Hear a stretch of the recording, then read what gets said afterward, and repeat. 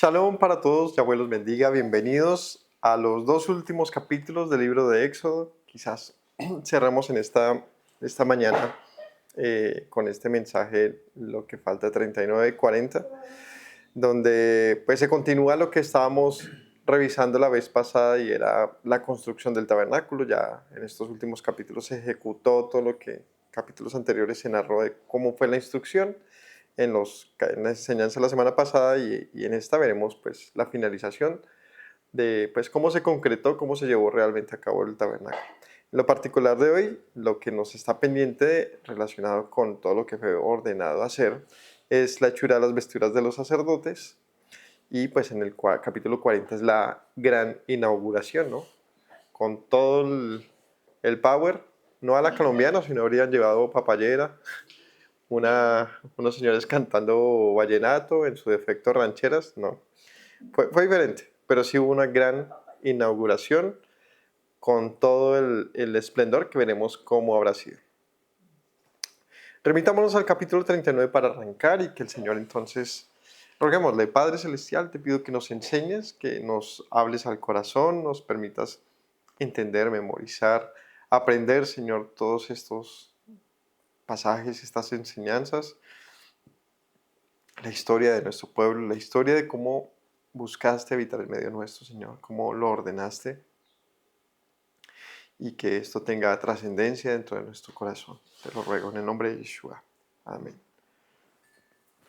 Dice el capítulo 39 así. Del azul, púrpura y carmesí hicieron las vestiduras del ministerio para ministrar en el santuario y asimismo hicieron las vestiduras sagradas para Aarón, como Yahweh lo había mandado a Moisés. Hizo también el efod. Bueno, aquí viene una narrativa realmente muy calcada, pues, de los del capítulo 28 de este mismo libro, donde se ordenaba cómo debía ser. Aquí lo que es como si se recapitulara lo que se hizo en base a lo que se ordenó, manifestando en ese orden de ideas que obediencia, que fueron obedientes al detalle de todo lo que se instruyó en el capítulo 28, donde si uno lee el 28 y lo compara con son muy similares, no solamente, pues obviamente porque está hablando de lo mismo, sino en cómo se escribieron, en la estructura del texto.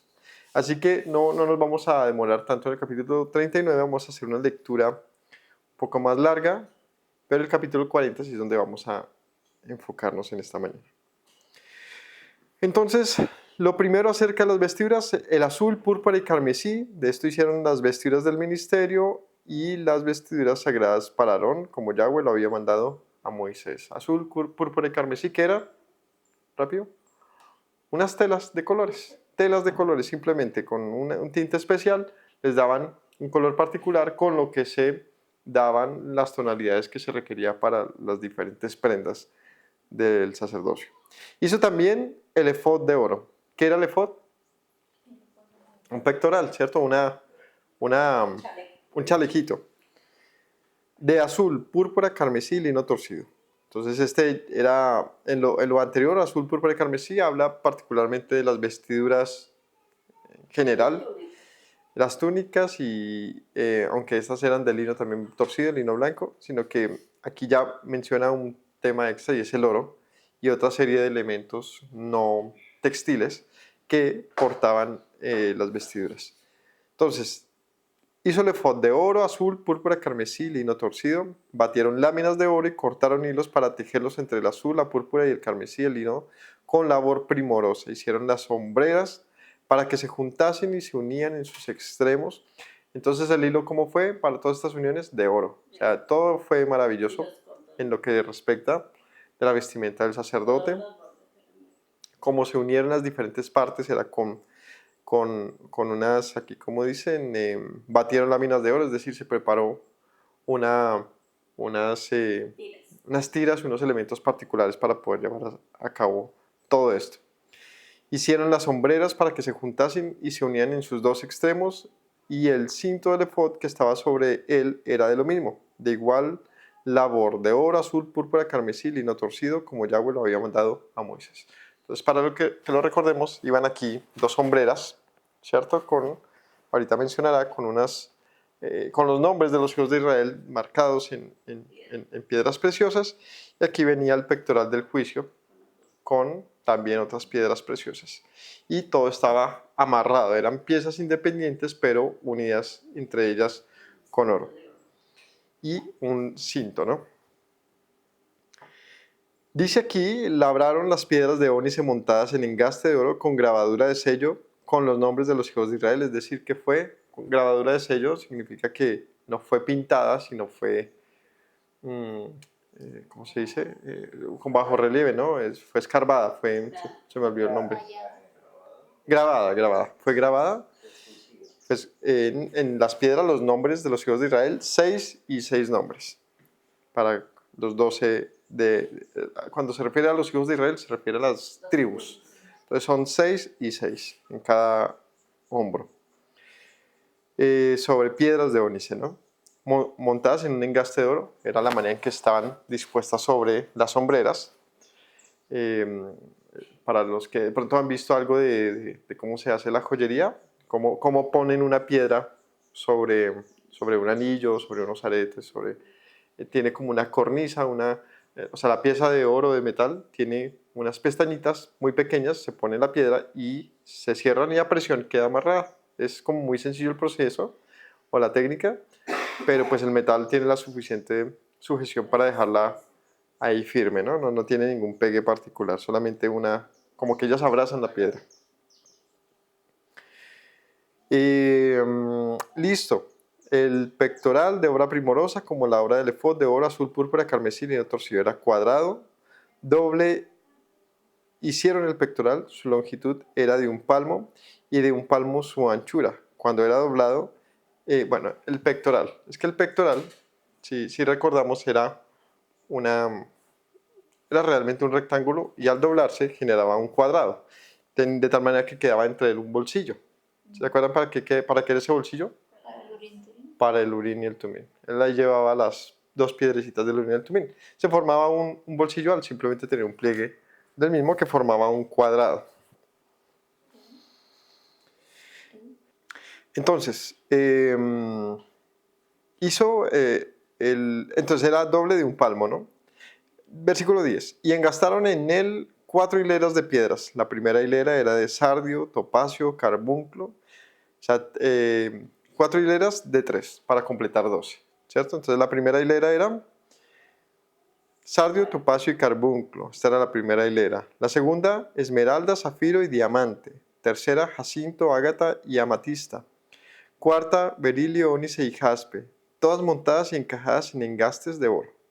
A 4 por 3, ahí están las 12 tribus de Israel. Estaban aquí montadas y aquí montadas. Algo muy, muy hermoso, muy significativo, porque es que en todo lo que tenía que ver con el sacerdote se representaba a la nación. O sea, su vestimenta tenía que manifestar lo que él representaba, y él representaba delante del Señor al pueblo. Entonces, por eso él siempre portaba sobre sus hombros, sobre su cuerpo, sobre su corazón, la nación de Israel. Esa era la idea. Y es muy lindo también cómo se presenta delante del Señor. ¿Cómo se presentaba? Como piedras preciosas.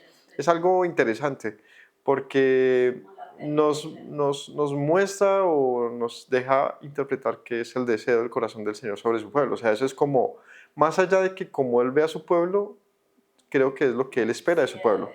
Es lo que Él espera de su pueblo, lo que Él ha, ¿cómo se diría?, pensado sobre su pueblo. De tal manera que es como deberíamos presentarnos delante de Él, ¿no? Y es lo que es su pueblo cuando está a los hombros de un sumo sacerdote, de un intermediario que pueda presentar a su pueblo, a este pueblo, delante del Señor, ¿no? Esto es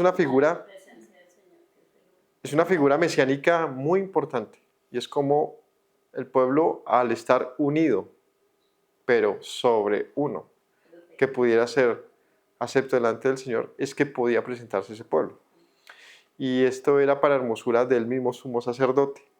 Es decir, que la figura del sumo sacerdote portando la nación sobre sus hombros, sin duda es una figura muy, muy, muy mesiánica. Es decir, que nos recuerda el deseo de Dios de tener una relación con su pueblo pero necesariamente con un mediador, alguien que haga esto posible.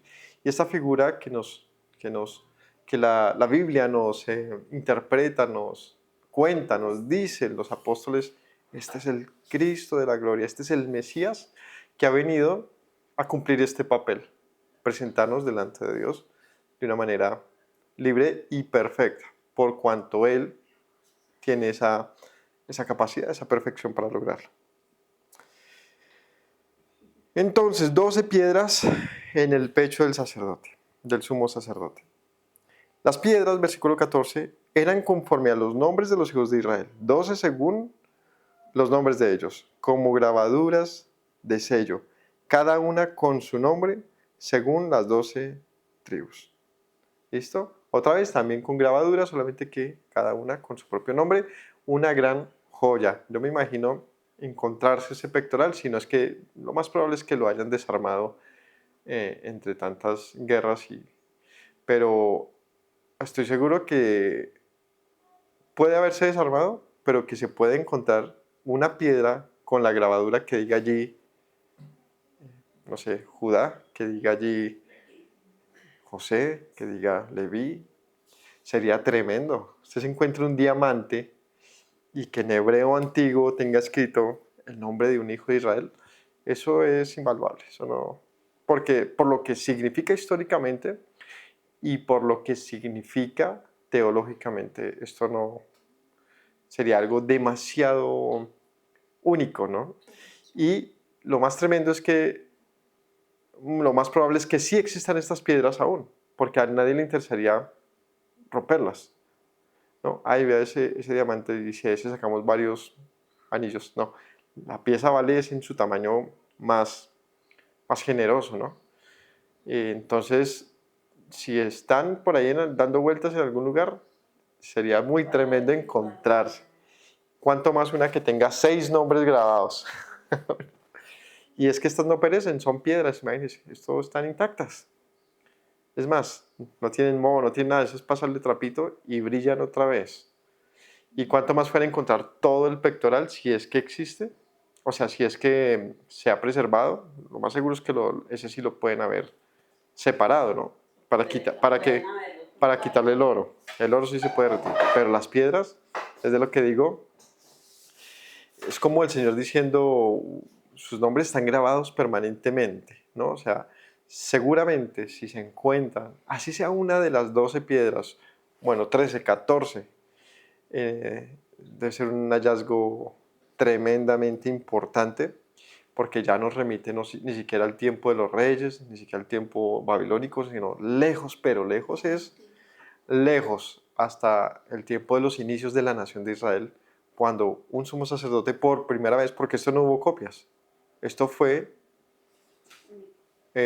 para el sumo sacerdote, que era uno, ¿no? Aunque hay que decirlo, en Israel hubo épocas de 2 sumos sacerdotes. ¿Lo recordamos? ¿Sí lo sabíamos? ¿Por qué? Pues porque Aarón tiene 2 hijos. Y estos en algún momento separan 2 líneas de sacerdocio. Que para el tiempo de los reyes, ahí viene un conflicto con el tiempo de, por ejemplo, de el sacerdote que estaba por el lado de Saúl y el sumo sacerdote que estaba por el lado de David, que luego es establecido como sumo sacerdocio. Y estos 2 eran hijos de Aarón. Es decir, 2 líneas que se separan de alguna manera, como cuando el Señor se acuerda de Fineas, de que el Señor le dice, por cuanto tú tuviste celo, serás sumo sacerdote, pues ya había otro sumo sacerdote. Entonces, ¿cuál iba de los 2 a servir? Pues con el tiempo se manifestaría cuál de las genealogías de los 2 hijos de Aarón iba a ser el sumo sacerdote. Eso es algo que está medio escondido, que no es muy evidente, pero cuando lo vemos en la historia bíblica, claro, hay 2 linajes por los 2 hijos de Aarón. ¿Cuáles eran los nombres de los 2 hijos de Aarón? Nadab, Abiú, Eleazar e Itamar. ¿Se acuerdan? Eleazar es el que inicia con el sumo sacerdocio, pero por el linaje de Itamar también viene otro sumo sacerdocio que, como les digo, cuando uno hace el análisis, había una evidente diferencia en cuanto al sacerdocio, ya para el tiempo de los jueces y de los reyes. Eso es otro tema. Pero seguramente había un solo traje, ¿no? Del sumo sacerdote.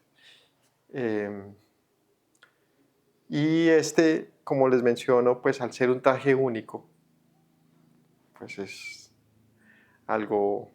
como encontrarse otra vez el arca del pacto, las tablas de la ley, no sé, cualquiera de esas cuestiones que aunque son pocos elementos son suficientes como para que aunque se encuentre uno solito de ellos, es un cambio inmenso en lo que se refiere al reconocimiento de la gente respecto a la Biblia. Pero bueno, si ha de suceder, sucederá porque si Dios establece algo para que sea permanente, es por algo. No creo que sea para que la habría hecho perecedero. Y hay elementos que tenían cierta manera de perecer, como los que eran madera de acacia con recubierta de oro. Pero hay unos que definitivamente eran plenamente diseñados para durar, ¿no? Y esos son los que digo que es interesante estar a la expectativa de que hubiese un hallazgo en torno a esto. Avancemos. 15. Hicieron también sobre el pectoral los cordones de forma de trenza de oro puro. Hicieron asimismo 2 engastes y 2 anillos de oro y pusieron 2 anillos de oro en los 2 extremos del pectoral. Fijaron los 2 cordones de oro en aquellos 2 anillos a los extremos del pectoral. O sea, pusieron 2 argollas, acá es lo que está diciendo. Dos uniones para unirlo con las sombreras y que quedara aquí colgando. Entonces había 1, 2, 3 y 4 aros y con ellos se tensaba. Fijaron los 2 cordones de oro en aquellos 2 anillos a los extremos del pectoral. Fijaron también los otros 2 extremos de los 2 cordones de oro en los 2 engastes que pusieron sobre las sombreras del efod por delante. E hicieron otros 2 anillos de oro que pusieron en los 2 extremos del pectoral en su orilla, frente a la parte baja del efod, o sea, las 4 esquinas. Además, 2 anillos de oro que pusieron en la parte delantera de las 2 sombreras del efod hacia abajo. O sea, está hablando de los aros que se pusieron acá, abajo y aquí arriba, en la parte de las sombreras, todo para conectarse. Hacia abajo, cerca de su juntura, sobre el cinto del efod. Y ataron el pectoral por sus anillos a los anillos del efod con un cordón de azul, para que estuviese sobre el cinto del mismo efod. Y no se separase el pectoral del efod, como Yahweh lo había mandado a Moisés, ¿no? Ataron el pectoral por sus anillos con un cordón azul para que estuviese sobre el cinto, en la parte de abajo, del mismo efod y no se separase del pectoral del efod. Y es quizás, no recuerdo otro texto, pero es quizás el único caso donde se habla de un hilo azul, además de los tzitzit, ¿cierto? Y es interesante que el hilo azul del tzitzit haya sido usado para unir el pectoral con el cinto. Este era, según este texto, la parte baja donde se unía con el cinto, es decir, tenía unas amarraderas, pero además se unía con el cinto para que estuviese pues unido a él. Hizo también el manto del efod de obra de tejedor, todo de azul. Entonces está el pectoral, debajo tenía el efod, que era como un delantal, ¿no? De colores, que es la primera prenda que se mencionó aquí arriba, cuando hizo el efod de oro, azul, púrpura, carmesí, lino torcido. Aquí lo menciona, es un delantal. Luego se enfocó en hablar del pectoral, que se iba encima del efod. Y aquí retoma el efod, versículo 22. Hizo el manto del efod de obra de tejedor, todo de azul, con su abertura en medio de él, como el cuello de un coselete, con un borde alrededor de la abertura para que no se rompiese. Es decir, le hicieron un delantal, una ruana, literalmente, algo que se ponía completo y tenía como un refuerzo aquí en el cuello para que pues al meter la cabeza no se desgarrara, ¿no? Sí. Le hicieron un pespunte. Era de azul, ¿no? 24. Hicieron en las orillas del manto granadas de azul, púrpura, carmesí y lino torcido. Entonces, los 3 colores presentes en todo el tabernáculo y en la vestimenta del sacerdote. O sea, si usted veía al sacerdote o el tabernáculo, encontraba un concepto, una línea de colores presente: azul, púrpura, carmesí, blanco, oro. Y a la medida que se alejaba, bronce, plata, madera. ¿Sí? Madera siempre recubierta, pero esos eran los elementos presentes. Pero visualmente siempre ibas a ver como estos colores: azul, púrpura, carmesí, blanco y oro. Esa era como la paleta de colores del tabernáculo. Vaya a saber qué intensidad, qué tonalidad exacta tenía cada uno, pero para que lo tengamos en mente, si hablamos de una paleta de colores bíblica para los diseñadores, si hay paleta de colores bíblica. ¿Quiere diseñar algo bien celestial? Agárrese de ahí, que hay una paleta bíblica. Y que si recordamos como una pequeña manera de comentario de cómo podríamos analizar, pensar en estos tres colores, en estos colores, el por qué están juntos siempre.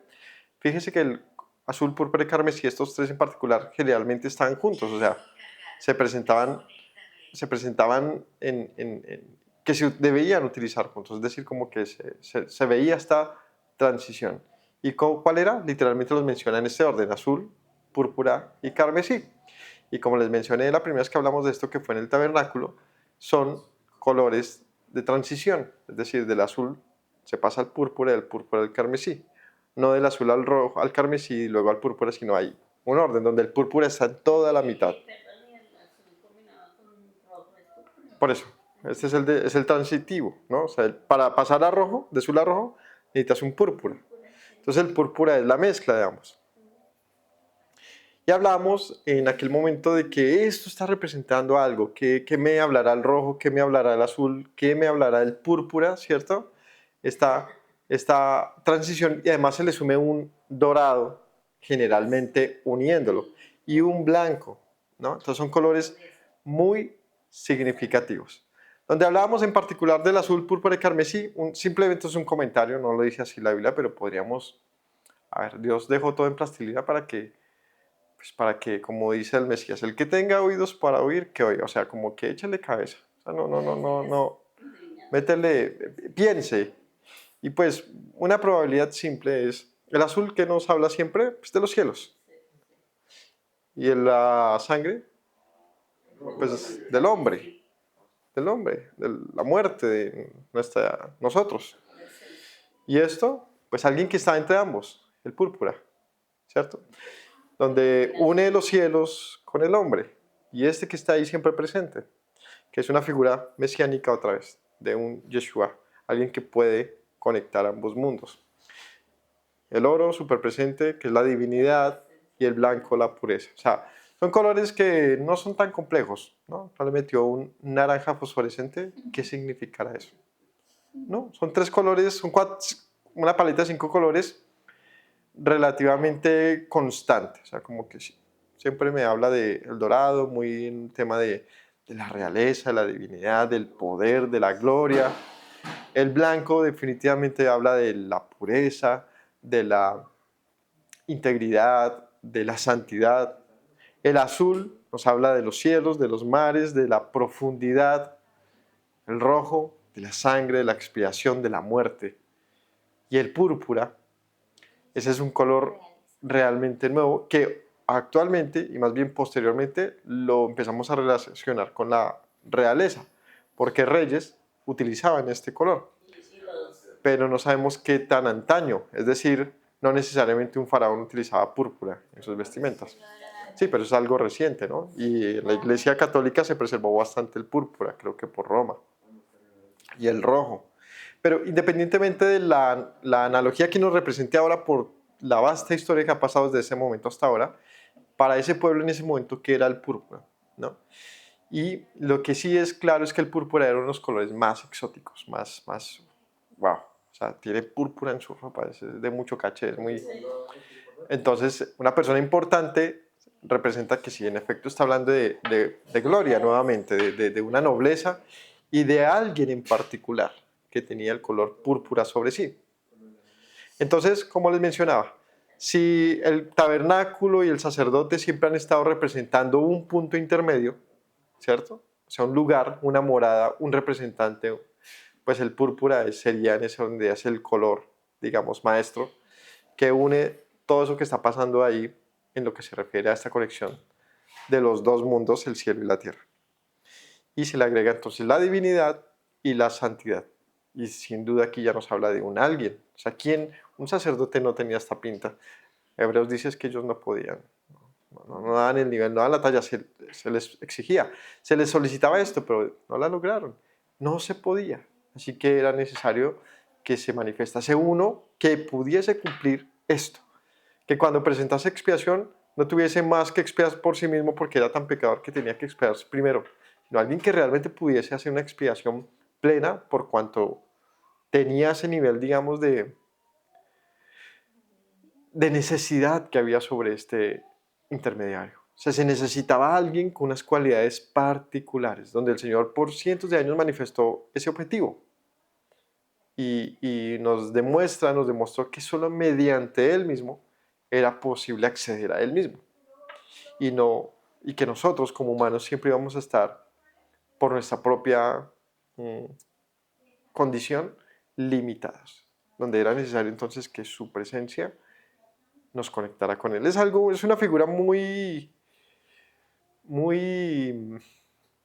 compleja, muy teologizada, es decir, de esto hay cualquier cantidad de estudios sobre la identidad de Yeshua y la presencia del Señor, el sacerdocio y tal. En el fondo, pues esa era la idea, es una tarea grande y el Señor, como dice por ahí un pasaje de los apóstoles, oh, cuán insondable sabiduría del Señor. O sea, nos asombra pensar en que Él haya hecho cosas como tan inteligibles, ¿no? Como tan avanzadas y tan llenas de un mensaje que necesita que hagamos una tarea de un ejercicio de pensarlo, de meditarlo, de contrastarlo, de aprenderlo. Entonces vemos otra vez, en cada prenda del sacerdocio había algo que hablaba del Mesías, ¿no? Como dice la tradición cristiana, 100% hombre, 100% Dios. Muy curioso esto, porque esta era la naturaleza de estas prendas del sacerdocio. El sacerdote tenía que manifestar santidad y a la vez humanidad. Listo. 22. Hizo también el manto del efod de obra de tejedor, todo de azul, con su abertura en medio de él, como el cuello de coselet, con un borde alrededor de la abertura para que no se rompiera. Si era cabezón, pues la rompía. Hicieron en las orillas del manto granadas de azul, púrpura, carmesí y lino torcido. Hicieron también campanillas de oro puro y pusieron campanillas entre las granadas. Lo que les digo, la paleta siempre mezclada. Azul, púrpura, carmesí, oro. Azul, púrpura, carmesí, oro. Ah, no, y lino torcido. O sea, sí, estaban los 5 colores allí. Azul, púrpura, carmesí, lino torcido, oro. Y se repite el patrón. Pusieron las campanillas entre las granadas en las orillas del manto, alrededor entre las granadas. Entonces, habían formas de granada. ¿Qué son las granadas? No se imaginan allá Rambo por si alguien se le acercaba. Es un fruto, las granadas. Aquí no son muy conocidos, pero en España se utiliza, no sé si la han visto, y se parece a la granadilla. O sea, uno la parte y tiene así como como semillas. No sé a qué sabe, no sé si esta granada que se menciona aquí sea la misma que uno ha visto. Incluso creo que, si no estoy mal no, pero creo que en el escudo de Colombia está la granada. ¿De Rambo? No, ayúdenme a averiguar, ¿sí? Creo que en el escudo de Colombia, en su dibujo, hay granadas. Bueno, el caso es que de estas son unas frutas que habían, pues, o que conocía el pueblo. Y habían campanillas, estas eran de oro, pues, porque estas así de oro, pues, porque el metal hace que resuene, ¿no? Estas eran las que podían sonar. De tal manera que, pues, cuando caminaba el sacerdote, pues sonaba, ¿no? Tenía un sonido particular su andar. Igualmente, sí, ¿cierto que hay? Hay una granada abierta en el escudo de Colombia. Todos pensando que era papaya. Es que es bien criollos, ¿no? Igualmente hicieron las túnicas de lino fino, de obra de tejedor, para Aarón y para sus hijos.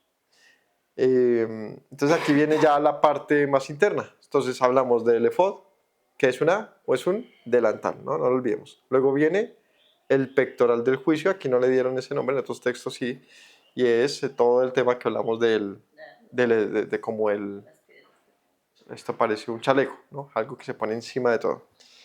Y debajo de todo ello, entonces chaleco o el pectoral, el efod, y debajo venía unas túnicas de lino. Esto sí era pues ya toda la pinta, o sea, ya lo cubría hasta abajo. Eran de lino fino, obra de tejedor, entonces era lino tejido.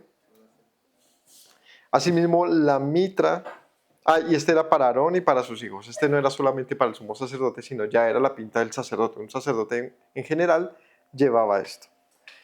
Recordemos que habían sacerdotes y un sumo sacerdote, ¿no?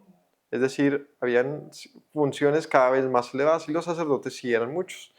¿Y estos qué hacían? Pues todo un servicio dentro del tabernáculo. El sumo sacerdote tenía uno extra, un acceso más, ¿no? Como cuando estás en una empresa y tienes una llave de acceso y te llevan hasta cierto perfil y necesitas el de no. Hay acceso sin autorización solamente para jefe, pluma blanca. Entonces llegaba el sumo sacerdote, sacaba su llave de oro y entra, ¿no? Lectura de retina. La mitra de lino fino y los adornos de las tiaras de lino fino y los calzoncillos de lino torcido, también el cinto de lino torcido, azul, púrpura y carmesí, de obra de recamador, como Yahweh lo mandó a Moisés. Entonces, ¿qué más tenían? Tenía entonces la mitra de lino fino y los adornos de las tiaras de lino fino y los calzoncillos de lino fino. Entonces aquí el común ya a partir de aquí es el lino. El lino. ¿Qué otras prendas se manifiestan aquí? Está la mitra. La mitra es una corona, ¿cómo? ¿Cofia? Bueno, como sí, una cintica, una cosa que se colocaba aquí, una señal en su frente que se colocaba en su cabeza de oro. Tenían lino fino y tenían oro, ¿no? Porque tenía una grabadura aquí, eh, ¿cómo le digo? Una lámina que tenían grabada en oro, Santidad Yahweh, pero el resto, o sea, con lo que se unía, pues ya era con lino fino. El cinto era de lino torcido, azul, púrpura y carmesí, además tenía el cinto que lo mencionamos arriba, que iba unido también con el pectoral, o sea, el pectoral se amarraba al cinto con un hilo azul. Y el calzoncillo también, o sea, que él tenía debajo ¿qué era esto? De la túnica tenía un calzoncillo, que es decir, una prenda por debajo. ¿Por qué? ¿Cuál es la razón? ¿Se acuerdan? Porque como era era un tipo vestido, ¿no? El manto no era como un pantalón, digamos, sino como un vestido, significa que era algo que se podía levantar, como un vestido cualquiera. ¿Y qué pasa con esto? Pues que el sacerdote, cuando hacía los sacrificios y demás, en el altar de sacrificio, según cómo se acomodase, podría tener rampas, ¿cierto? Significa que él al subir, un viento de Guadalupe podría elevar sus faldas, ¿no? Allá escena de Marilyn Monroe, así, sería vergonzoso. Entonces, ¿qué tenía debajo? Un calzoncillo. Ahora, este calzoncillo no necesariamente es lo que nosotros conocemos con un calzoncillo, es decir, un boxer o... No, puede ser simplemente una pantaloneta, un pantalón debajo de la túnica, ¿listo? Simplemente para evitar descubrir la desnudez del sacerdote en su servicio. Hicieron la laminilla de la diadema santa de oro puro y escribieron en ella como grabado de sello, Santidad a Yahweh, y pusieron en ella un cordón de azul para colocarla sobre la mitra por arriba, como Yahweh lo había mandado a Moisés. Entonces, como les digo, tenía un gorrito, pues era la mitra, y en este tenía la diadema de Santidad a Yahweh amarrada. Entonces ya tiene toda la pinta. Tiene la mitra en la parte superior con una diadema, bueno, la mitra no, en el lino fino, con una amarre, ¿cierto?, de azul, una laminilla de oro en la parte delantera sobre la frente que decía Kedushale Adonai, santidad a Yahweh. Luego viene, se vestía por las mañanas, se ponía su primer pantalón, quién sabe qué tan largo, pero pues le cubría, era la primera postura de lino fino, conocido como el calzoncillo. Luego de esto venía la túnica, también de lino fino, blanca. Luego se ponía aquí un cinturón de azul, púrpura y carmesí. Luego se ponía el efod, que era como el delantal, un delantal simplemente de azul, púrpura y carmesí, con unos engastes de oro muy hermoso. No, mentiras, creo que viva este y luego el cinturón, ahí sí, porque él amarraba toda la pinta. Luego el cinturón de azul, púrpura y carmesí. Luego venía el pectoral, que se lo ponía como una armadura, literalmente era articulado. Unas sombreras aquí encima el pectoral, y en la parte de abajo se amarraba con el cinturón y tenía todo unido aquí con unos tirantes, pues. Y entonces la mitra con su diadema de santidad Yahweh. Esa era la pinta completa que tenía un sumo sacerdote. Es chévere porque es el único texto bíblico donde se hable completamente de la apariencia de alguien de esa época. ¿Cómo podría verse un rey en la antigüedad? Ni idea. Por el sumo sacerdote se la tengo completa. O sea, sé exactamente cómo se veía y se puede replicar y representar. Es algo grandioso. O sea, no es común en la Biblia, ¿no? ¿Cómo se vestía alguien? Pues no sé. De Juan Bautista decía que usaba una piel de camello, pero ¿cómo era? No sé, solamente pues usaba piel de camello. Y un cinto, o sea, como que da unos detalles ahí como porque son exóticos, pero no es fácil ver cómo se veía una persona en la época, realmente cómo se veía. Y nosotros obviamente todo lo queremos graficar, pensar, imaginar. Entonces cuando nos dan tantos detalles, pues es gratificante, se agradece mucho. Y no solamente sabemos cómo se veía, sino cómo sonaba. Él caminaba y sonaba las campanitas. ¡Ay, llegaron los helados! No, era el sumo sacerdote caminando. ¿No? Y además, como se veían los sacerdotes también, ellos andaban con lino, con unas túnicas de lino. Ahora, esta vestidura sacerdotal no se usaba en todo momento. No es que todo el tiempo él andaba pues con toda su esplendor de la vestidura que el Señor le dio. ¿No? Esto tenía un momento exclusivo del año del servicio para usarse. De resto, el sumo sacerdote también utilizaba una vestimenta, digamos, común sacerdotal. Esto para que lo tengamos ahí presente. Entonces, ya con esto, damos por terminada la obra del tabernáculo. Esto era lo que nos faltaba, ¿no? Se habló primero de toda la construcción del tabernáculo y por último, pues de las vestimentas sacerdotales. De tal manera que el tabernáculo, ¿cierto?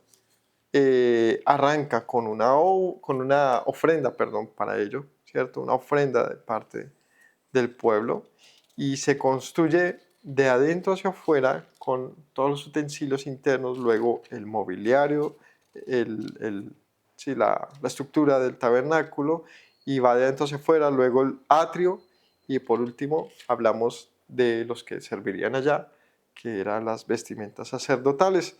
¿Qué falta aquí para inaugurar ese tabernáculo? Falta una cosa antes de la presencia del Señor. Consagrarlo. La consagración que se hacía ¿con qué? Con el aceite de la unción, que también estuvo entre los materiales y entre las cosas que se ordenaron fabricar.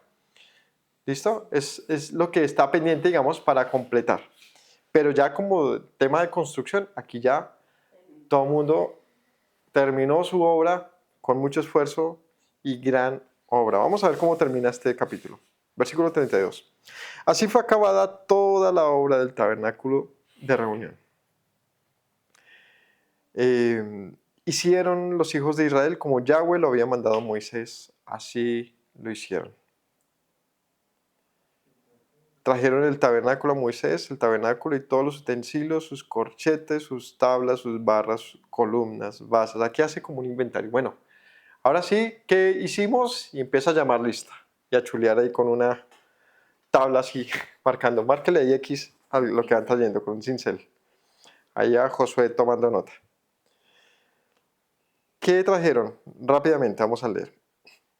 A ver, utensilios, corchetes, tablas, barras, columnas, basas, la cubierta de pieles de carnero teñidas de rojo, la de pieles de tejones, el velo del frente, el arca del testimonio, sus varas, el propiciatorio, la mesa, todos sus vasos, el pan de la proposición, el candelero puro, sus lamparillas, las lamparillas que debían mantenerse en orden, todos sus utensilios, el aceite para el alumbrado, el altar de oro, el aceite de la unción, el incienso aromático, la cortina para la entrada del tabernáculo, el altar de bronce con su enrejado de bronce, sus varas y sus utensilios, la fuente y su base, las cortinas del atrio, sus columnas, sus basas, la cortina para la entrada del atrio, sus cuerdas y sus estacas, todos los utensilios del servicio del tabernáculo de reunión, las vestiduras del servicio para ministrar en el santuario, las sagradas vestiduras para Aarón, el sacerdote, las vestiduras de los hijos para ministrar en el sacerdocio, en conformidad a todas las cosas que Yahweh había mandado a Moisés.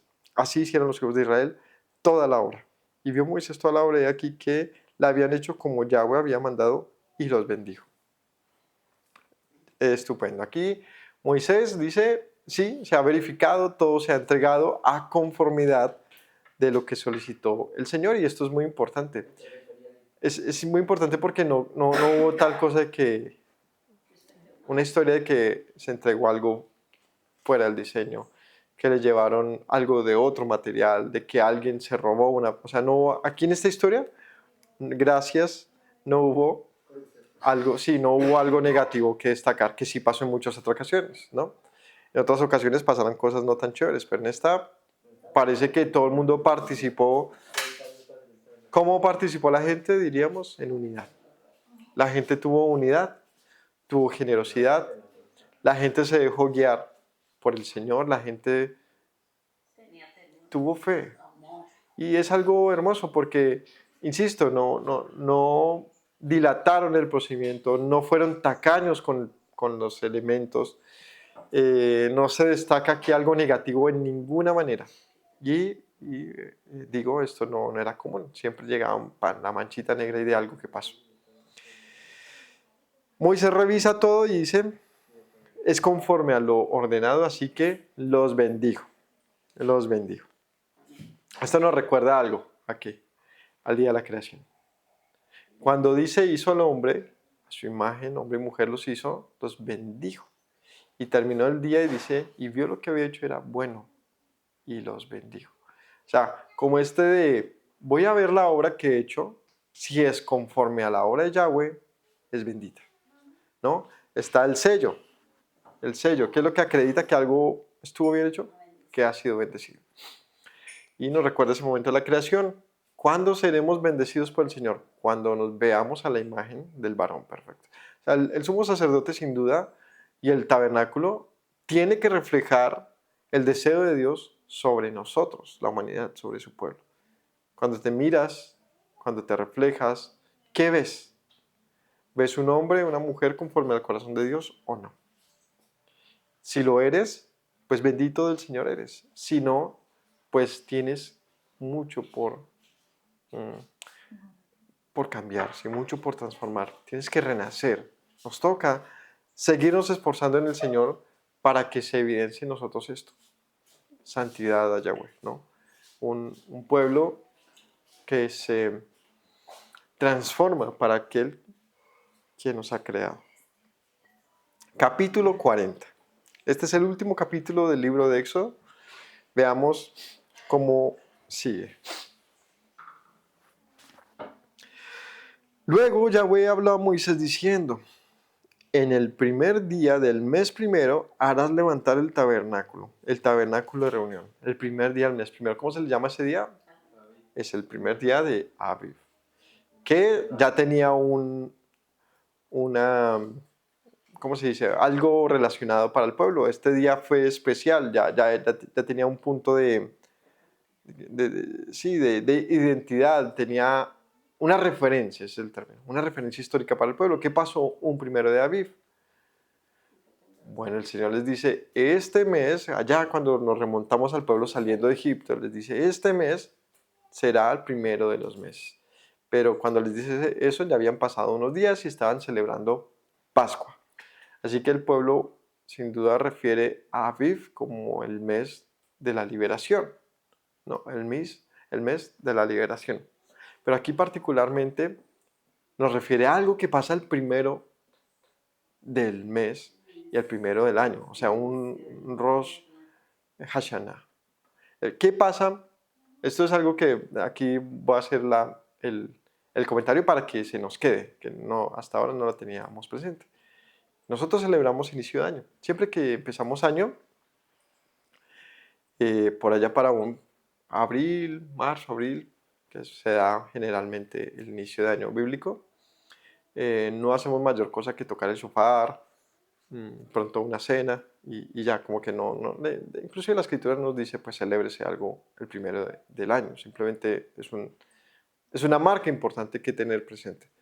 Pero cuando leemos esto decimos, es que un primero de este se levantó, perdón, no se erigió, se presentó finalizado el tabernáculo, decimos esto, espere que esto ya le da algo más, un valor extra. Así que cada vez que de aquí en adelante celebremos año nuevo, vida nueva, tenemos que acordarnos de que para un día como esos se presentó el tabernáculo ante el Señor finalizado. O sea, listo para inaugúrese. Se inauguró más bien. Un primero. Ahora aquí dice, en el primer día del mes primero, harás levantar el tabernáculo. O sea, ya tenían todo listo, ese día lo armaron. Bien lindo. El tabernáculo de reunión.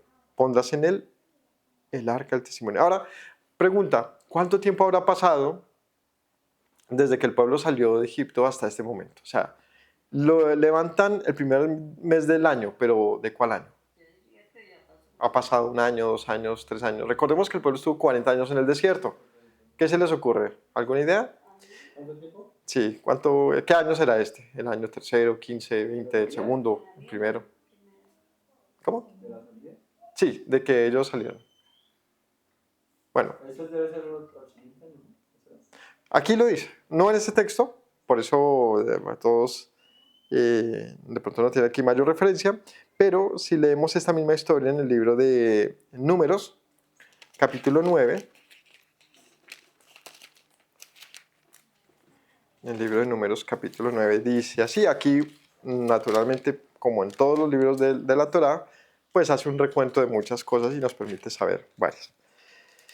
Si nos fijamos, el libro de Números habla de tareas, arranca hablando de unos conteos y enseguida dice, en el capítulo 1, perdón, del libro de Números, dice censo de Israel en el Sinaí, es decir, arranca en el Sinaí esta lectura, ¿cierto? Habla de una serie de conteos, habla de los levitas, un censo que se hace y empieza a hablar de, capítulo 4, tareas de los levitas, luego habla de ciertas leyes, 7, ofrendas, 8, Aarón enciende las lámparas. Está hablando de un momento, espere, aquí está hablando de que se empezó un servicio particular. Todos estos capítulos han hablado de cómo deberían servir los levitas, pero el capítulo 8 entra de que hubo algo que hizo que por primera vez se prendieran las lámparas. Consagración de los levitas, o sea que estamos en lo que estamos hablando también en Éxodo. Es el momento en que ya se pusieron las pintas y viene la consagración. En Éxodo no se va a hablar de la consagración. En este libro sí se menciona acerca de ello. Y viene el capítulo 9, la Pascua. Si estamos hablando de Pascua es que están empezando año. Pero previo a esa Pascua acaba de consagrarse los levitas y encenderse las lámparas. Bueno, sigue estando ahí un poquito en el aire, pero dice el capítulo 9.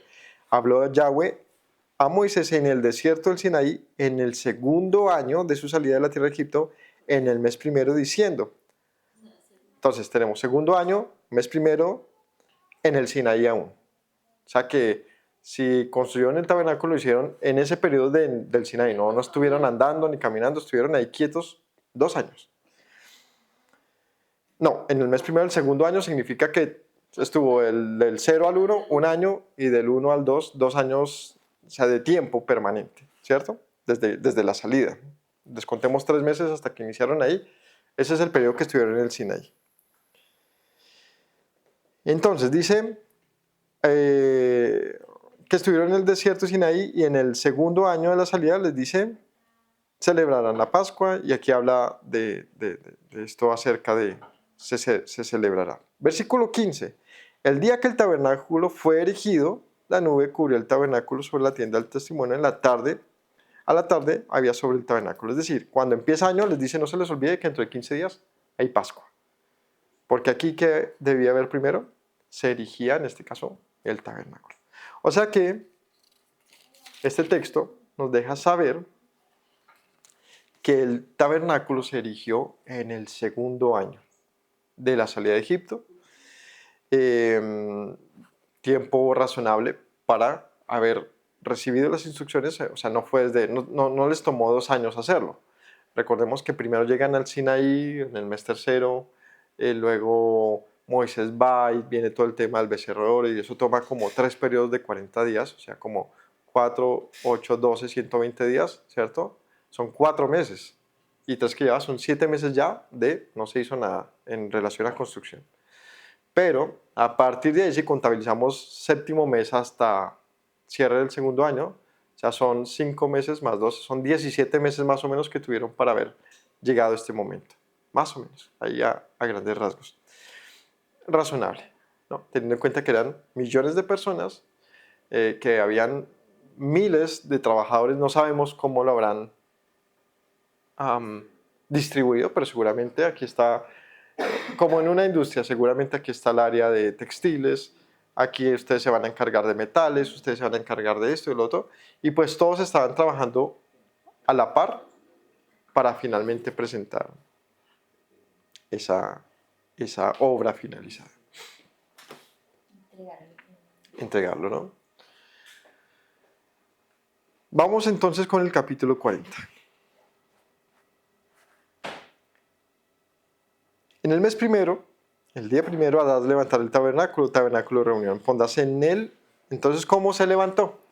Pondrás el arca del testimonio, la cubrirás con el velo. Lo primero, ¿cómo fue el orden del levantamiento? ¿Cómo se llama? No, el arca fue cubierta con un velo, ¿cierto? Meterás la mesa y la pondrás en orden, meterás también el candelero y encenderás sus lámparas y pondrás el altar de oro para el incienso delante del arca del testimonio y pondrás las cortinas delante de la entrada del tabernáculo. Después pondrás el altar del holocausto. Entonces en orden fue de adentro hacia afuera. Se puso primero el arca del pacto, luego la mesa de los panes, luego la menorá, luego el altar del incienso, y luego se fueron para afuera. Después pondrás el altar del holocausto delante de la entrada del tabernáculo. Luego pondrás la fuente entre el tabernáculo de reunión y el altar y pondrás agua en ella. Y fíjese que cada cosa que fue puesta de una vez al servicio. Es decir, ponía a la mesa los panes con pan. Se ponía la menorá de una vez encendida. Se puso el altar la fuente de agua de una vez con agua. ¿Cierto? Es decir, todo estaba listo para usarse. El altar de incienso. A ver, déjenme ver aquí. Reviso una cosa. Meterás la mesa y la pondrás en orden. No, sí.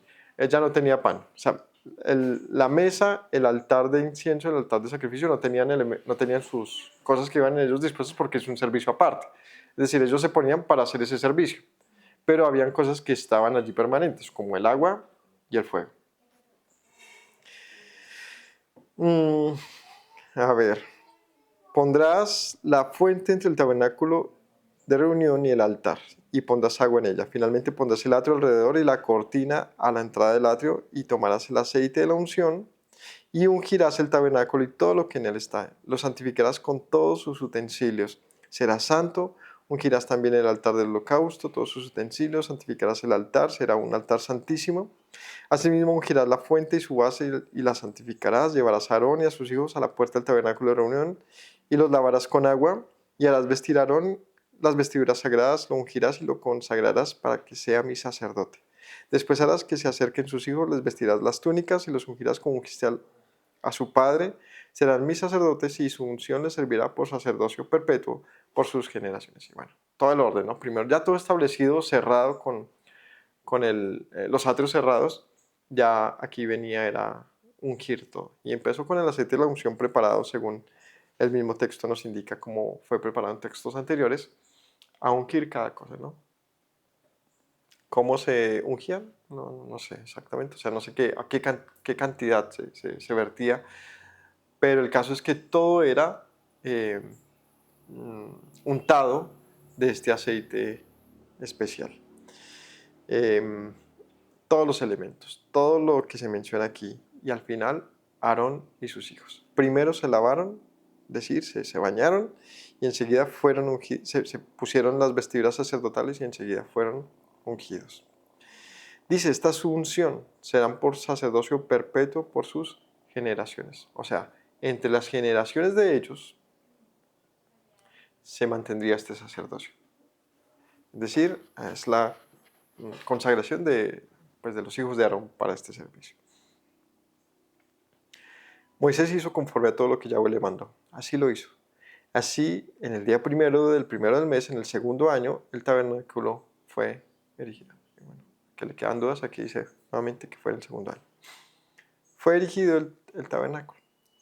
Moisés hizo levantar el tabernáculo y asentó sus basas, colocó sus tablas, puso sus barras e hizo alzar sus columnas.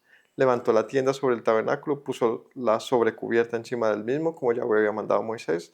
Tomó el testimonio, lo puso dentro del arca, colocó las varas del arca encima del propiciatorio sobre el arca, luego metió el arca en el tabernáculo. Puso el velo, extendió y ocultó el arca del testimonio, como Yahweh había mandado a Moisés. Puso la mesa en el tabernáculo de reunión, al lado norte, la cortina fuera del velo. Sobre ella puso en orden los panes delante de Yahweh, como Yahweh había mandado a Moisés. Puso el candelero en el tabernáculo de reunión.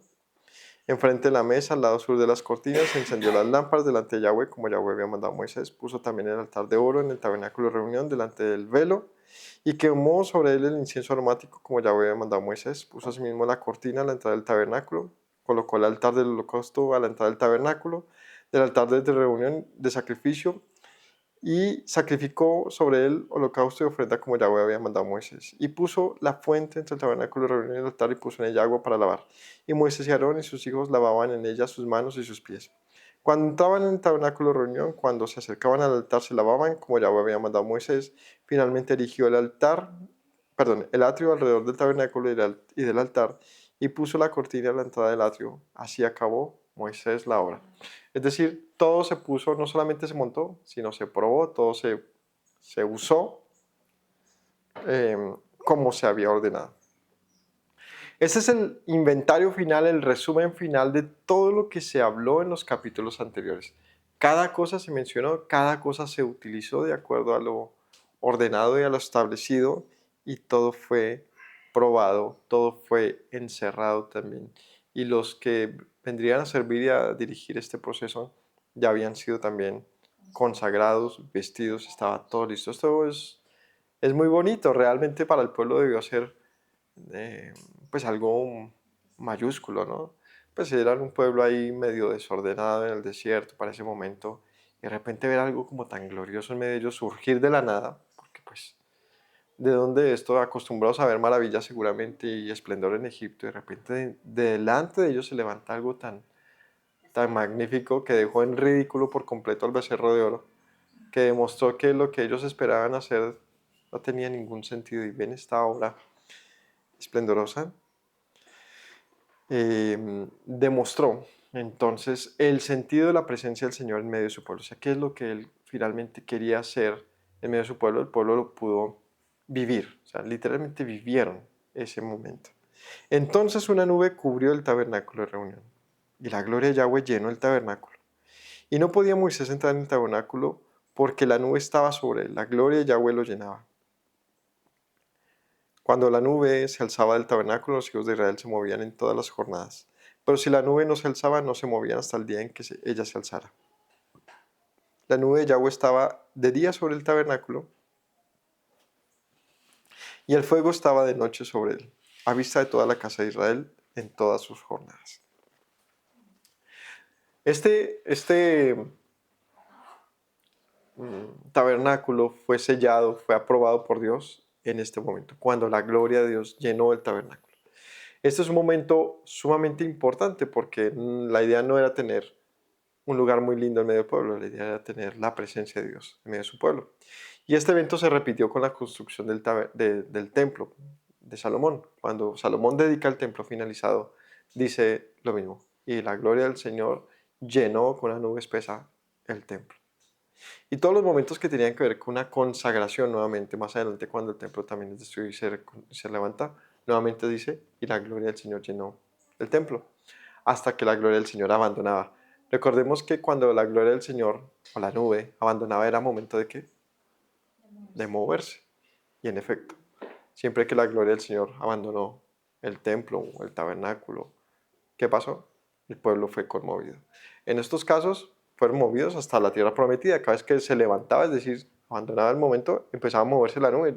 Yo me imagino, en el imaginario que tengo de esto, no es una nube en vertical, a menos de que estuviera llenando el tabernáculo, sino una nube en forma de flecha, pues, o sea, una barra.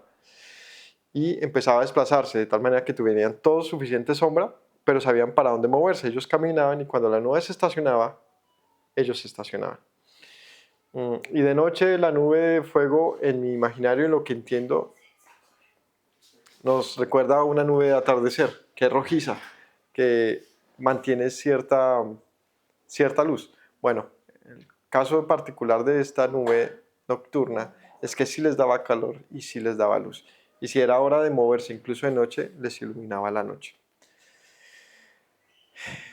En conclusión, todo lo que nació de la voluntad del Señor fue transmitido a nosotros para que también de manera voluntaria lo permitiéramos, con nuestra materia prima.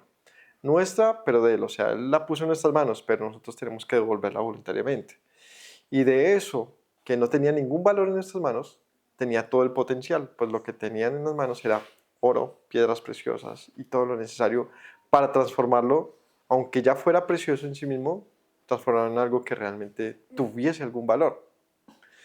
Y ese valor lo dio el Señor cuando finalmente dice, voy a morar en medio de ustedes. Y cuando llenó ese lugar, la presencia del Señor llenó ese lugar, era el lugar más precioso de todo el universo. O sea, no tenía ningún comparativo, excepto que sí, el Señor lo llena todo, pero que en ese momento haya dispuesto llenar ese lugar de su gloria a tal punto que Moisés no podía entrar porque no había espacio para él. Eso no tenía ningún, o sea, eso es algo, son de esas cosas que uno dice, esto sobrepasa el concepto del valor, el concepto de, de, de gloria. La presencia del Señor llenó ese lugar. Y lo hizo varias ocasiones. Y era la manera de manifestar su conformidad con el pueblo y también que estaba en medio de su pueblo. Pero cuando la gloria del Señor no llenaba el lugar, allá ya habían problemas. Manifestaba también algo. ¿Por qué el Señor no llena su lugar? Entonces, esto le conocía como que el Señor abandonó su morada. Y pasó en muchas ocasiones. Y en lo que se refiere al templo de Salomón, que fue en las grandes tragedias, cuando el Señor aceptó eso, pero luego abandonó, dice, yo no voy a morar en medio de un pueblo como ustedes, pues siempre vino mucha desgracia a la nación, pero mucha, o sea, hablamos de que esos lugares venían a hacer nada. Por eso digo, eran invaluables, sí, ¿cuándo? Cuando Dios lo habitaba. De resto, pues, ¿no? Una piedra más y una casa más. Y así fue tratada. A tal punto que para todo el pueblo esto era increíble. O sea, que Dios va a destruir su propia casa, que eso no se lo cree nadie. Pues llegaron los juicios y destruyeron todo el santuario. Nadie creía que eso fuese posible, porque sobrevaloraban el lugar. Y no se debía sobrevalorar el lugar. Lo que se debía sobrevalorar, no. Lo que se debía valorar y entender era la presencia del Señor. Y era lo que deberían haber priorizado, era lo que deberían haber conservado. El Señor abandonaba el lugar y no venía a ser como otro lugar más en la nación, destruido por sus enemigos. Una pregunta difícil. Si se levantase hoy en día el tabernáculo, el templo, perdón, en el deseo de una gran... Hoy ha cogido mucho fuerza esto que antes parecía no sé, un chisme. Hoy en día hay mucho esfuerzo por levantar nuevamente el templo. Imaginémonos qué pasa. En este tiempo hay todo para ello. Hay tecnología, hay recursos de todos, humanos, de personas, humanos, de materiales, de todo. Imaginemos que hace una réplica, ¿no? Todos este pueblo judío muy juicioso, con todo su conocimiento y toda su acumulación de procedimientos que han documentado de manera muy juiciosa de cómo debería ser cada cosa.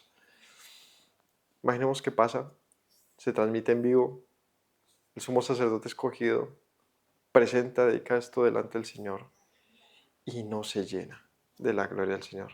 ¿Qué va a pasar ahí? Sería tremendo. ¿Y qué pasaría si lo llenara? También. ¿Cómo sabemos que lo llenó? Porque visiblemente descendía una nube y lo llenaba todo. Eso sería tremendo. Y hay muchas cosas para pensar en un posiblemente sí lo llenaría y otras muchas para pensar en un posiblemente no lo llenaría. Y en ambos casos hay una gran expectativa. Sin duda la más difícil de asimilar en que no lo llene, porque sería una gran derrota teológica no, sino, sí, a un modo de pensamiento, a una corriente de pensamiento. Pero si lo llenase, sería algo tremendamente también esperanzador y hay una gran expectativa sobre eso. Sobre el por qué debería llenarlo y el por qué no, pues hay muchas cosas que podría decirles que no vienen al caso ahora, pero sí quiero decir que ha sido el deseo del Señor habitar en medio de nosotros. Ha sido. Desde siempre. Eh, Así que es importante ver que el Señor nos ha enseñado un camino para que eso sea posible. Y Él dice, como dice un texto de los apóstoles muy hermoso, que nosotros podemos amar a Dios. ¿Por qué? Porque Él nos amó primero. Y si lo que te está diciendo este texto es, deja de pensar que tú no puedes ofrecerle nada a Dios, piénsalo, porque es que Él lo ha hecho posible. O sea, hay un gran potencial en nosotros. Oro, púrpura, carmesí, lino, acacia, todas esas cosas hermosas estaban en medio del pueblo. Pero su desorden había convertido eso en un becerrodero. Vimos, o sea, ese es como el punto clave. O sea, tú puedes hacer con lo que tú tienes lo más valioso del universo. O puedes hacer nada. Algo que fue digno de ser desechado, de ser pulverizado y digno de muerte. Versus el templo y el tabernáculo, que era nada más ni menos que un lugar donde el Señor dijo, sí, es digno de mi presencia y lo llenó. Eso somos nosotros. Tenemos todo el potencial de ser llenos de la gloria del Señor. La pregunta es, ¿hemos hecho lo posible para esto? ¿Qué se necesita para ello? Generosidad en nuestra propia entrega, que a palabras del apóstol Pablo es el verdadero culto racional. Un culto donde tú te entregas cada mañana, cada día, como un sacrificio vivo delante del Señor. O sea, aquí está mi vida, Señor, tómala, haz de mí algo digno para ti. Voluntad. Lo segundo que se necesitó para el tabernáculo, trabajo, esfuerzo, inteligencia, sabiduría, ser lleno del Señor. No basta con que tú te acerques, sí, yo amo al Señor, yo le temo, sino, ¿dónde está el trabajo? Muéstreme. No a mí, muéstrele al Señor, muéstrese a sí mismo que usted realmente desea presentarle una obra agradable para que Él habite. Y entonces, cuando menos lo imagine, usted va a ser lleno de la presencia del Señor de tal manera que vamos a entender esto realmente. Te vas a dar cuenta que sí, en nosotros hay, si hay por darle algún término, hay dignidad para que el Señor more. Y no porque nosotros seamos en sí mismos dignos, sino porque Él nos ha cubierto con dignidad. Él nos ha cubierto de gloria y de honra y ha hecho de nosotros posible esto. Así que, mis hermanos, atendamos a lo que Yeshua nos ha insistido en enseñar, y es que Él ha deseado que haya una relación real con su Padre y nosotros, con nuestro Padre. Y que Él ha hecho este camino accesible y que nos lo ha revelado, nos ha dicho, pues el camino siempre ha estado, pero no era conocido. Pues aquí estoy, accedan, accedan, accedan. Es necesario que andemos en la misma santidad entonces del Mesías, que portemos como Él con honor la santidad, que nos vistamos de divinidad, de su gloria, de su justicia, y nos presentemos delante del Señor para que nosotros como tabernáculos también entonces seamos llenos de su gloria. Recordemos que todos estos textos son figuras de lo que el Señor deseaba en medio de su pueblo. El pueblo no lo entendió realmente, en muchas ocasiones se convirtió en su propia desgracia, pero venga, que si nosotros dejamos pasar todo esto por alto y simplemente nos dedicamos a aprender historia bíblica, pues es que es lindo como cualquier otra cosa. Aprendamos sobre el universo. Está chévere, hay tantas cosas maravillosas, pero si la Biblia no pretende, o si yo no pretendo con la Biblia cambiar mi propia vida, es solamente un conocimiento maravilloso, pues devaluado, menospreciado. No, la historia bíblica y todo esto que leemos debe proporcionarnos herramientas para hacer de nosotros personas dignas de la morada del Señor. Así que esperando que el Señor nos llene de su espíritu como un pueblo selecto para Él y no nos abandone su presencia, como también vimos que puede abandonar a su pueblo. No es el deseo del Señor. Él quiere morar en medio nuestro, pues tenemos que hacerle una morada habitable, digna de su nombre. Y calcule que debe ser una morada digna de su nombre. Pues ahí es donde tenemos que esforzarnos entonces. Purifiquémonos, limpiémonos, andémonos en santidad. Todas estas cosas que leímos, que el oro, que el lino, que el azul, pues tiene una simbología que si la lees con cuidado te das cuenta que así el Señor me está diciendo que es exactamente lo que yo tengo que pues, cambiar, ¿no? Así que el Señor encuentre en nosotros un lugar digno para que su espíritu repose, para que habite en medio nuestro, ¿no? Que haya la santidad, que haya la humildad, que haya la fe necesaria para que su nombre more en cada uno de nosotros mientras Él se manifiesta como Él desea hacerlo en un futuro y en la medida que Él desea hacerlo. Yo la verdad no estoy seguro, no, no, no creo mucho que venga a haber un tercer, bueno, sería como un cuarto templo, o realmente este sería un segundo templo. La lectura si es el primero, segundo, tercer, cuarto templo es relativa pues, a de qué estamos hablando. Templos solamente han habido dos, el de Salomón y uno que venga a ver ahora. Lo que hubo antes fue una reestructuración del templo de Salomón y eso hubo como tres. Entonces, pues es relativo si es el primero, segundo, el tercer templo, pues por lo menos sería el segundo. Y yo la verdad no estoy tan seguro que vaya a haber. Entonces muchos dicen, no, que la lectura del profeta tal y tal y tal, sí, pero pues son visiones. Son visiones en un tiempo en que fue reestructurado el templo. O sea, diríamos, pues fueron cumplidas y hablamos de algo literal. Y si es algo posterior, pues si es una visión, dudo grandemente que esté hablando de un templo físico. Por lo tanto, mi expectativa personal es que puede que sí se construya un templo, pero dudo que sea realmente algo que deba pasar en torno a que pues, Dios quiere un templo de esos. Igual si pasara, pues bendito sea el Señor. O sea, solamente digo que como de todo lo que he leído, he estudiado de la misma Biblia, pues no me da a pensar que eso sea el deseo del Señor. No estoy tan seguro. Pero bueno, lo que venga a pasar, lo que venga a ser, pues que el Señor así lo manifieste, ¿no? Y una gran razón de no pensar en que vaya a haber templo es pues que todos los elementos originales pues se refundieron. Entonces pensar en que sea aprobado por Dios, no sé, replicar el arca del pacto, replicar la menorá, replicar el aceite de la unción que fue prohibido replicar, etcétera, me da a pensar muchas cosas. Además se va a poner el arca del pacto. ¿Qué va a llevar por dentro? ¿Dónde están las tablas de la ley? ¿Dónde está el maná? O sea, pues es como muy lindo, pero en Brasil también es una réplica del templo, pero eso no significa nada. O sea, el hecho de que se construya en Israel por levitas o judíos, ¿cuál es la gran diferencia? A mí me deja mucho que pensar y reflexionar. Sin embargo, si pasara también me dejaría mucho que pensar también. O sea, es decir, en positivo y en negativo. Ya el Señor es el que si lo llena de su gloria, pues así tenía que ser. Si no lo llena, pues como pueblo tenemos otras que seguir pensando en qué es lo que Dios espera de nosotros, ¿no? O sea, no digo en modo de crítica, ¿no? Porque es que es el deseo de muchos, es el deseo de todo mundo. ¿Quién no quiere la presencia de Dios en medio nuestro? Todos lo deseamos.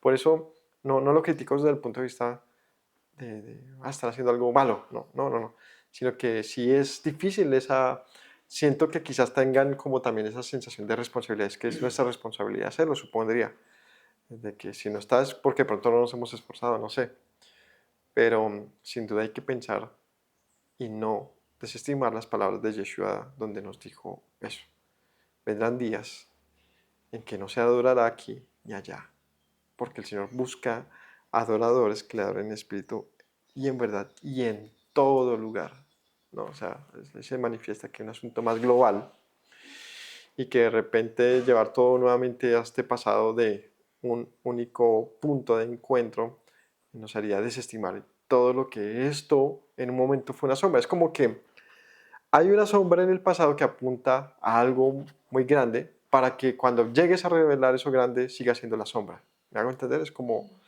que no me cobra mucho sentido ese pedazo.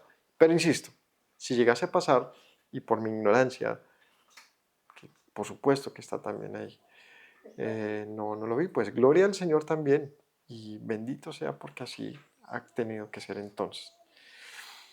Pero esperemos que sea lo que el Señor nos permita en un futuro y, y- y lo que eso signifique también, ¿no? Eh, en verdad lo que deseamos es que lo que sea que pase en medio de su pueblo sea aprobado por Él. De resto hacer cosas lindas, pues todo el mundo las puede hacer, pero no se trata de eso, que el Señor apruebe lo que hagamos, que el Señor dé sabiduría a los profetas en medio de su pueblo, a los dirigentes, porque hoy nos asombramos de muchas cosas pues, que siempre ha sido así. Siempre le hace cualquier texto acerca de los reyes y ellos tenían profetas que les aprobaban todo lo que hacían, porque sentían quizás en el fondo de su corazón que era lo correcto. ¿Cómo Dios va a decir que va a destruir con los babilonios al templo? No, jamás. Se lo está engañando Isaías, querido rey, lo están engañando. Dios no va a permitir eso.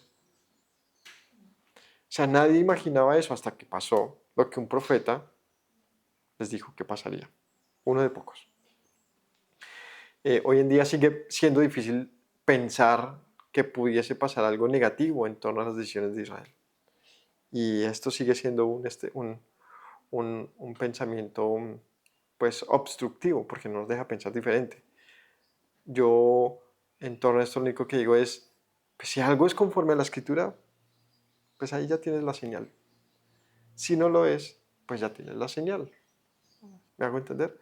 El hecho de que algo proceda de un pueblo, de una nación, de una etnia, de una comunidad particular, no lo santifica. Es como cuando hablamos de la comida. La comida ya por sí, por la palabra de Dios, es santificada. No necesitas hacerle una oración para que se santifique. No es más santa la comida porque oraste por ella y la bendijiste. El que la santificó desde el principio cuando la hizo para ser consumida. Es ese ejemplo, ¿no? Entonces, si te vas a comer el pan, pero no diste las gracias, pues lo siento, pero no fue tan bendecido como si lo hubieses orado, ¿no? Sencillamente no, es falaz. Simplemente porque Dios dijo, lo puedes comer, ya fue bendecido para que yo lo coma. Entonces, ¿qué haces cuando oras? Pues doy gracias, pero no lo estás haciendo más santo. ¿Me hago entender? Igual pasa con todo lo bíblico y con todo lo que tiene que ver con Dios. No porque procede de un pueblo de un levita, lo va a santificar más, no. Se santifica si el Señor lo ha ordenado. Se santifica si es conforme a la ordenanza del Señor. De resto, pues es algo muy humano. Es donde tenemos que tener pues paz en esto y estar a la expectativa, ¿no? Saber pues, qué quiere el Señor manifestar igual. Si pasara, pues también el Señor habla en medio de eso. O sea, el por qué y qué será con eso. Pero pues en la medida que yo he visto cómo se ha comportado Israel recientemente, que es muy de que lo que piensa se lo hace, es decir, tiene esa valentía, ese ímpetu, pues sin duda si pasara otro conflicto árabe, es muy probable que se destruya aquí aquello y se aprovecha esa situación para levantar un templo. Eso es que pues, ha de ser así muy probablemente, porque está ese anhelo profundo de ¿qué hace falta? Pues algo suficientemente poderoso como para que podamos pensar en ello o ver en ello un aval de Dios para levantar el templo, que seguramente como se leería y se entregaría esto. Dios nos dio ese lugar, pues vamos a levantar el templo. Pero insisto en que esa determinación, esa es la palabra más bien, de nuestro pueblo, es, es igual una señal. Es decir, independientemente si el Señor lo aprueba o no, está hablando cosas en cada situación. Tenemos que aprender a leer, podemos aprobarlo, ¿no? Es válido, ¿no? Como siempre les he dicho, no, un pensamiento en contra de las decisiones de nuestro pueblo no lo hace a uno antisemita ni nada de eso. Lo hace, pues, alguien independiente, pero parte del pueblo, ¿no? A mí no me gustan muchas cosas que pasan en mi país. Y cuando las denuncio, cuando digo, venga, esto está pasando, no significa que sea anticolombiano. Sigo siendo un colombiano molesto de las cosas de mi país. Bueno, sigo siendo un israelita molesto en muchas cosas que pasan en medio de mi pueblo. Pero fuera de eso, insisto, si el Señor ha de morar y permitirse que se levante un nuevo templo y llenarlo de su gloria, pues también bendito sea su nombre si ha de ser así. Así que nada, estemos expectantes porque si ha de ser esto pareciera ser algo muy cercano. Pero de todos modos hay algo claro, independientemente de todo lo que pase o no, es que el Señor ya ha dicho que desea morar en medio nuestro. Por eso les digo, eso era lo que yo necesitaba saber. Esa es la bendición. Es como cuando el Señor bendijo la comida, pues ya está hecha la bendición. Yo deseo morar en medio de un pueblo que se entrega voluntariamente a mí, que trabaja para mí, que cree en mí, que teme a mi nombre. Pues aquí estoy, Señor. Haz de mí un lugar de tu habitación, una morada donde tú residas. ¿Qué me impide eso? Pues yo mismo. Pero ninguna religión, ningún pueblo, no puedo echarle culpa a nadie. Soy yo quien no permito esto. Entonces esa tiene que ser nuestra reflexión ahí. El templo eres tú. No lo hemos leído muchas veces. Es templo del Espíritu. Tú eres el templo. Entonces, ¿qué pasa con ese templo? Está lleno de sacrificios a los ídolos, está lleno de fornicaciones, está lleno de un lugar donde no que había una presencia del Señor. ¿Dónde está? No la veo. No, pues tenemos que ser llenos de su morada. Bueno, que el Señor los bendiga. Gracias por acompañarnos con el cierre del libro del Éxodo. Así terminamos. Esta tarde empezamos Levítico. Así que, por favor, conéctense. Shalom para todos.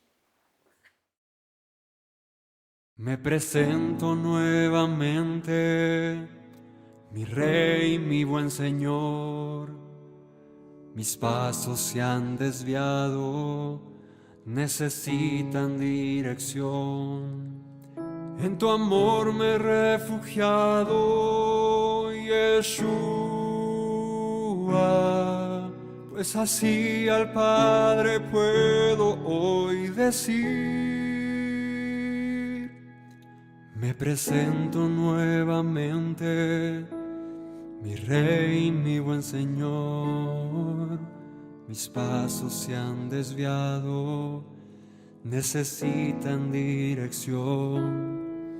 En tu amor me he refugiado, Yeshua, pues así al Padre puedo hoy decir. Abba, Padre, Baruch atah, Señor Dios nuestro Rey de eternidad. Abba, Padre, Baruch atah, Adonai Eloheinu melech haolam.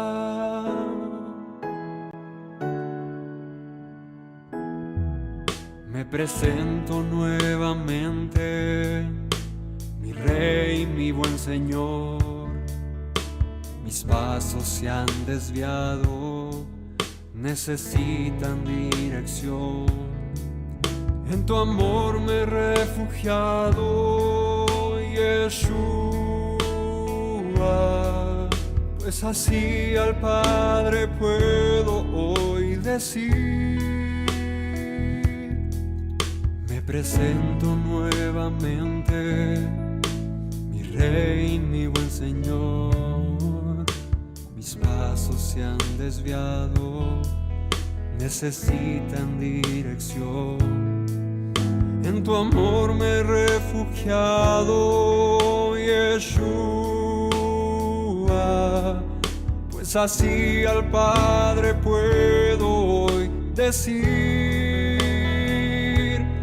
Abba Padre, Baruch atah. Señor Dios nuestro Rey de eternidad. Abba Padre, Baruch atah. Adonai Eloheinu melech haolam. Diste tú